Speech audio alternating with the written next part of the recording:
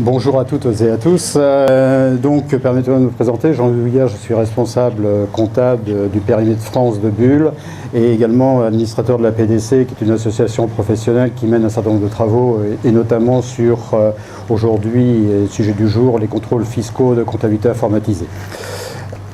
Alors revenons à notre sujet, à la fois, et donc en l'occurrence le module capture mail. Alors pourquoi avoir mis en place Capture Mail et pourquoi ce projet? Alors, déjà, c'était pour répondre à un certain nombre de sollicitations de nos fournisseurs.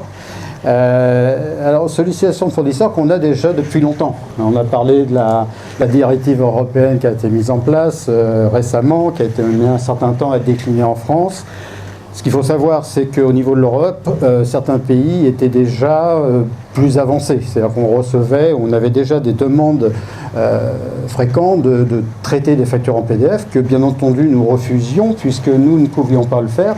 Et nous avions besoin de la facture papier pour pouvoir, nous, justifier de nos enregistrements et de nos déclarations fiscales. Donc, là, bien entendu, c'était l'occasion de se dire, bon, on va pouvoir répondre à ces demandes.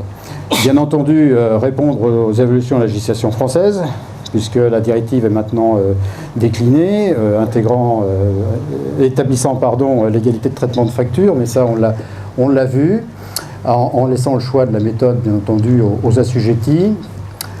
Dans notre esprit, également, optimiser le processus. Aujourd'hui, on a un processus qui est basé sur... j'ai une facture papier, je la scanne, je la lis, je l'intègre dans mon ERP. Demain, je reçois un PDF. J'ai pas. Il y a quelque chose qu'on n'a pas réussi à optimiser. D'ailleurs, c'est l'ouverture de l'enveloppe et directement dans le scan. Donc, avec le PDF, on s'est dit on va pouvoir vraisemblablement optimiser le processus. Et puis, avec ce qu'on vient de voir, donc garantir ce qu'on nous demande, à savoir l'authenticité, l'intégrité, la lisibilité de la facture, et répondre à la mise en place d'une piste d'audit fiable. Alors cette piste d'audit fiable, on y voit un peu plus clair. Il y a encore 6 mois, 1 an, on ne pouvait pas dire que c'était d'une lapidité totale. Donc il y a eu un certain nombre de préalables et entre autres déjà d'affiner la compréhension des textes.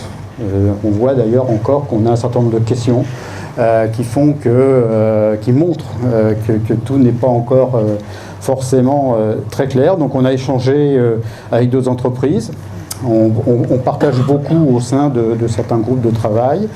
On participe aux réunions organisées par certains cabinets d'avocats et de consultants et progressivement on s'est fait notre philosophie.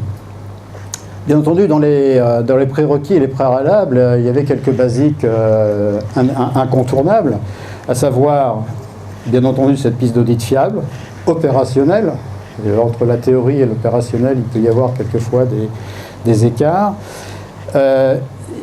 Identifier clairement le flux qui passerait par du PDF, du flux, je dirais entre guillemets, traditionnel que nous avions, à savoir le traitement papier. Détection des anomalies pour avoir une vision de non seulement les éventuelles anomalies qu'on pouvait rencontrer, mais également comment on les résolvait. Et pour ça, donc, avoir en place une cartographie des flux et une documentation des processus de traitement. Je crois que je reviens et j'enfonce un peu le clou qui avait déjà été énoncé par Jean-François. La notion de documentation prend de plus en plus de place. On ne répondra pas forcément à 100% de ce qu'on doit faire par les outils, et donc quelque part, je fais une courte parenthèse avec les contrôles fiscaux informatisés, il y a un certain nombre de choses qu'on ne peut peut-être pas forcément respecter, et parce que c'est normal qu'on ne puisse pas les respecter. Je pense que l'administration peut comprendre qu'on ne les respecte pas si on lui explique pourquoi. Si on lui montre pourquoi, si on lui montre pourquoi et comment c'est documenté. Donc c'est valable aussi pour ce domaine.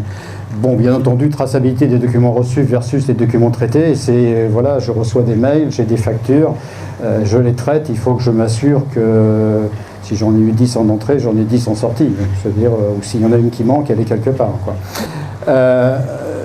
Donc, on va deux, trois mots là sur l'architecture qu'on a pu mettre en place pour ce process.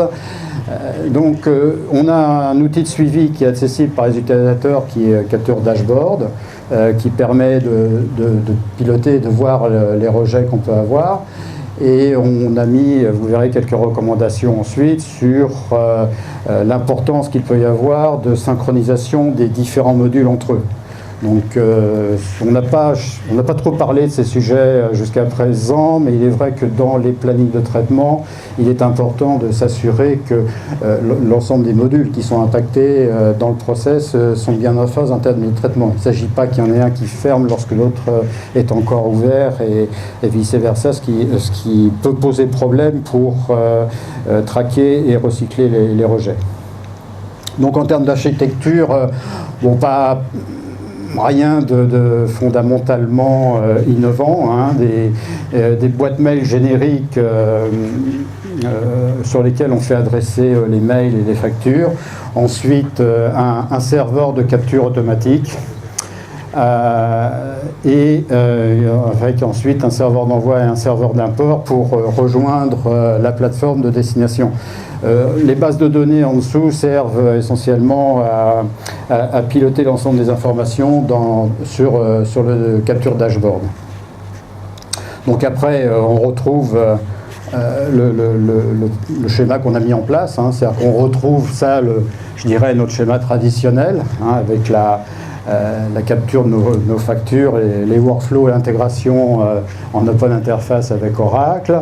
Vous retrouvez les termes que vous connaissez entre FMFI et Share, bien entendu.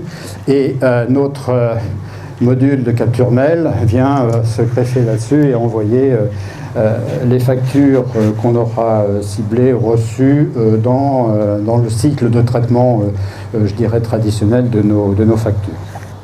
Alors, si on veut aujourd'hui tirer un bilan de cette première expérience, encore une fois, c'est une première expérience, on vient de démarrer, hein, ça fait on a démarré au mois de mars, donc ça fait peu de temps, on monte en charge progressivement, d'accord, on n'a pas généralisé ça, d'ailleurs on s'aperçoit que, tant soit peu voudrait-on le faire, que nos fournisseurs sont peut-être pas non plus prêts à nous envoyer des factures en PDF. Donc c'est pas forcément évident. Donc je réinsiste sur l'importance des contrôles à mettre en place et de la documentation. La piste d'audit, on en parle, elle est du côté fournisseur, elle est aussi du côté client. Les échanges qu'on a pu avoir avec l'administration, Jean-François, tu me contredis si ce n'est pas le cas, sont qu'effectivement chacun est responsable de son côté de la TVA collectée et de la TVA déductible, ce qui répond à la question qu'on avait tout à l'heure. Il n'y a pas d'ambiguïté côté administration. Donc, on se doit de documenter cette piste d'audit, d'indiquer comment ça fonctionne, qu'est-ce qu'on a mis en place, et de formaliser les échanges. Alors on a, en ce qui nous concerne, on a formalisé les échanges avec notre fournisseur. C'est-à-dire qu'on a mis un courrier type lorsqu'on sollicite un fournisseur ou lorsqu'un fournisseur nous sollicite. On dit OK, voilà, on peut mettre ça en place, mais il faudrait respecter telle condition. Là, j'ai pas listé les différentes conditions dans laps de temps qu'on a, mais je reste à votre disposition ensuite au moment de la pause ou avec mes collaboratrices pour en parler. Mais effectivement, on a souhaité malgré tout, même si on peut estimer qu'une facture fournisseur qu'on reçoit, si jamais on la paye, on peut estimer que de facto, il y a protocole, enfin on est d'accord, c'est certain. Au-delà de ça, on a préféré anticiper un peu le mouvement en faisant un courrier qui n'a rien de contractuel, mais qui est quand même malgré tout engageant lorsqu'on le signe. Voilà, donc bien entendu, le lien entre la facture et la réalité de l'opération, ça on les connaît, donc je vous l'ai dit. Le premier bilan qu'on peut tirer, c'est qu'on est donc c'est intéressant, il fallait le mettre en place. Pourquoi l'a-t-on mis en place? Parce qu'à un moment donné, il faut bien y aller, il faut bien se jeter un peu à l'eau. Hein. On n'a pas eu beaucoup autour de nous d'entreprises dans les échanges que j'ai pu avoir qui se sont lancés alors, il y a beaucoup qui se posaient encore des questions, notamment sur les pistes d'audit, qu'est-ce qu'il faut faire, est-ce que c'est bien compliant, etc. Donc chacun est en train d'avancer et de se faire sa courbe d'expérience. Donc, selon le principe que quand on est dans cette position-là, ben, c'est peut-être pas plus mal de commencer dans les premiers, au moins on peut encore discuter. C'est un petit peu l'approche qu'on a eue, on s'est dit on va monter en charge progressivement en plus, on va voir ce que ça donne.